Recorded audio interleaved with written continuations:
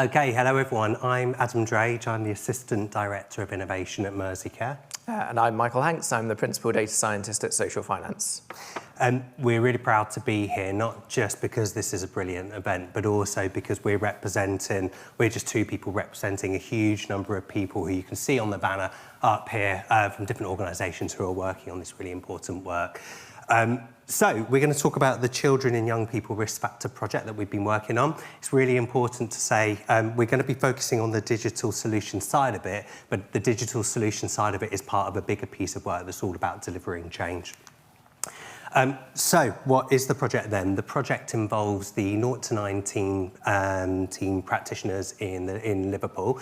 Essentially, we're talking about health visitors and school nurses in Liverpool, commissioned by Merseycare, but actually working in partnership with a lot of organisations. And whether it's social workers, whether it's practitioners from children's services, whether it's our own Merseycare practitioners, the biggest challenge that everyone has said, the biggest thing that stops children and young people practitioners being able to do their job is being able to have access information from other partners about the child that they're going out to see. If you can imagine, there are lots and lots of different organisations involved in the life cycle of a child's services, but you can only see your own information. You're missing a huge part. So our project, our team set out to try and solve that. We set out to try and, quite simply, bring key data together from different organisations into one place so those practitioners have the right information in front of them to go and do their job. And we've done that. Over the last 12 months, we've built a prototype. It's being used by 10 practitioners. We plan to scale it up, but it is bringing that information into one place. The solution looks very simple. It needs to be simple because it needs to be usable, and Michael's going to talk us through that, but it's simple for quite deliberate reasons.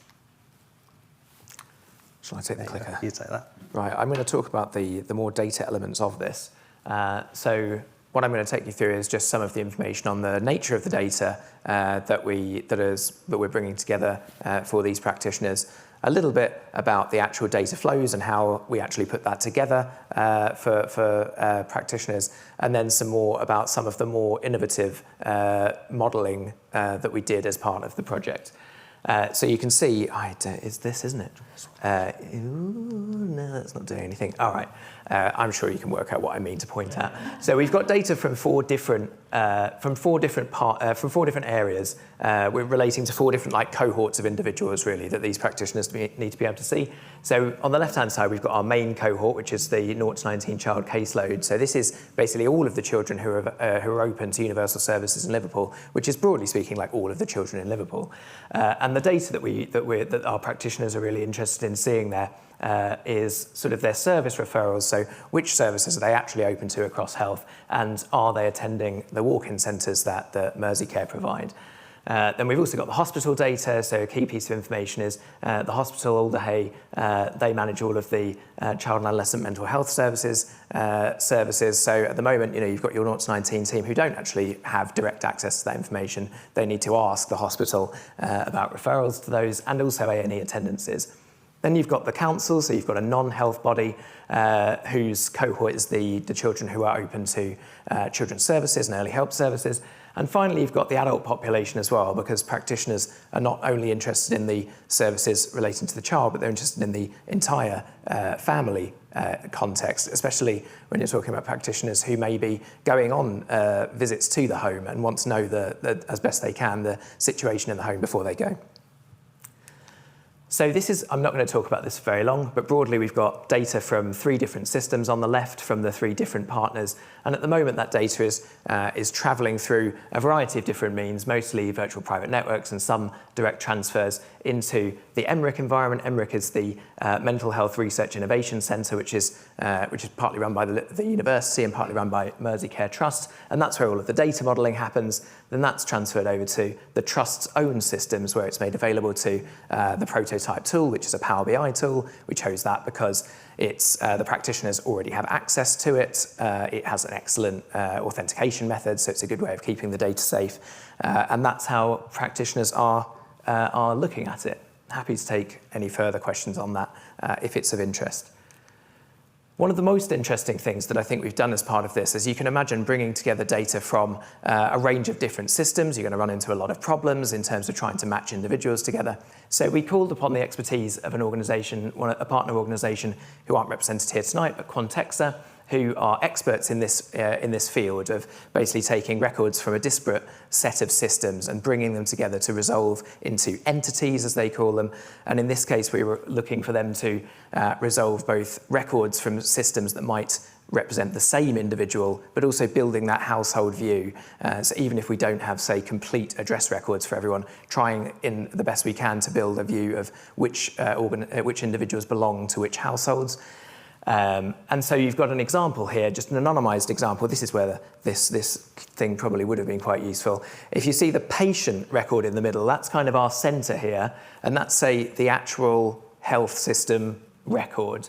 And we can see that actually there's a whole bunch of other records to the left and sort of down of that are being linked to that patient through a matching process, which is basically taking lots of different snippets of information and working out what's likely to be related.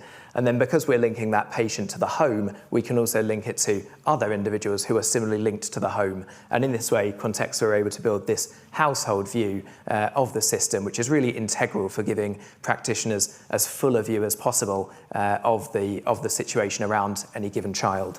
And with that, I'll hand back to you, Adam. I want to save 10 seconds for clapping like Emily managed to do. So I'm going to zoom through this. Right. It sounds, what we did, it looks simple, but actually there were lots of challenges. We put them into these 4 boxes, which pretty much determine the work streams.